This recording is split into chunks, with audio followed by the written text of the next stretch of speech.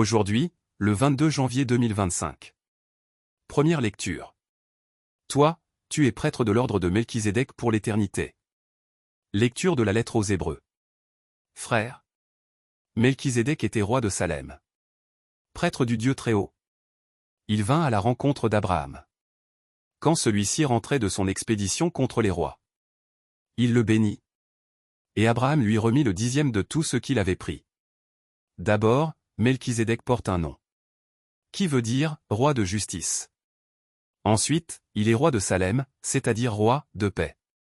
Et à son sujet on ne parle ni de père ni de mère, ni d'ancêtre, ni d'un commencement d'existence ni d'une fin de vie. Cela le fait ressembler au Fils de Dieu. Il demeure prêtre pour toujours. Les choses sont encore beaucoup plus claires.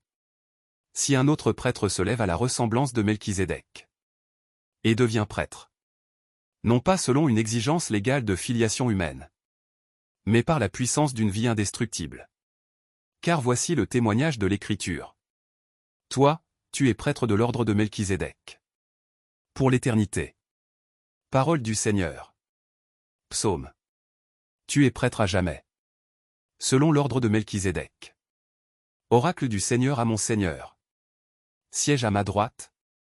Et je ferai de tes ennemis le marchepied de ton trône. De Sion, le Seigneur te présente le sceptre de ta force. Domine jusqu'au cœur de l'ennemi. Le jour où paraît ta puissance. Tu es prince, éblouissant de sainteté. Comme la rosée qui naît de l'aurore. Je t'ai engendré. Le Seigneur l'a juré. Dans un serment irrévocable. Tu es prêtre à jamais. Selon l'ordre du roi Melchizedek. Évangile.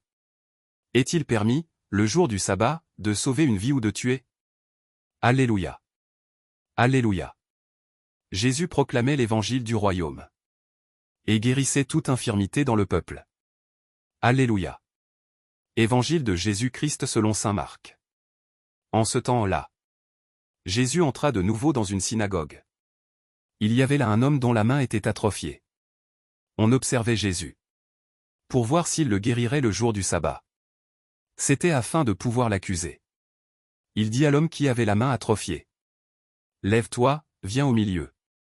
Et s'adressant aux autres: Est-il permis, le jour du sabbat, de faire le bien ou de faire le mal?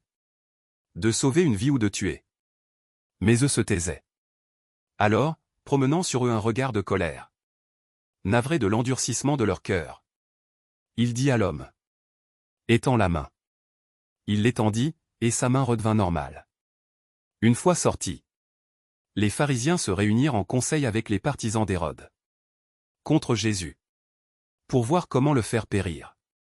Acclamons la parole de Dieu. Louange à toi Seigneur Jésus.